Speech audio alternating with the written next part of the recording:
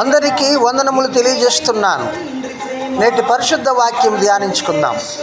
ఈ ఉదయకాలంలో కీర్తనల గ్రంథము 22వ కీర్తన 24వ చరణం ద్వారా దేవుడు ఎలాగూ సెలవిస్తూ ఉన్నారు. ఆయన బాధపడు వాని బాధను తృణీకరింపలేదు, దాన్ని చూచి ఆయన అసహ్యపడలేదు, అతనికి తన ముఖమును దాచలేదు. వాడాయనకు మొర్రపెట్టగా ఆయన ఆలకించెను. ప్రియులారా, ప్రియమైన దేవుని పిల్లలారా, మనం నమ్ముకున్న దేవుడు మనం పడే బాధను చూసి తిరస్కరించేవాడు కాదు, తృణీకరించేవాడు కాదు. అంతేకాదు, మన బాధలను మనలను చూసి ఆయన ఏనాడు అసహ్యపడే దేవుడు కాదు. అటువంటి బాధలో ఉన్న వారికి ఆయన తన ముఖమును దాచే దేవుడు కాదు. వారు ఆయనకు మొర్రపెట్టగా ఆయన ఆలకించి వారి బాధ నుండి వారికి విముక్తినిచ్చి, ఆరోగ్యమిచ్చి, బలమిచ్చి, శక్తినిచ్చి, పరిపూర్ణ సమాధానమును, సంతోషమును అనుగ్రహించే దేవుడు ఆయన.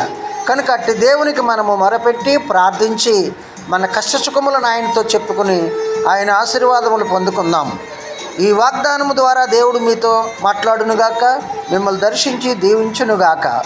ఈ వాగ్దానమును అందరికీ షేర్ చేయండి, లైక్ చేయండి, దైవాశీస్సులు పొందండి. దేవుడు మిమ్ములను సమృద్ధిగా దీవించునుగాక. Amen, amen, amen.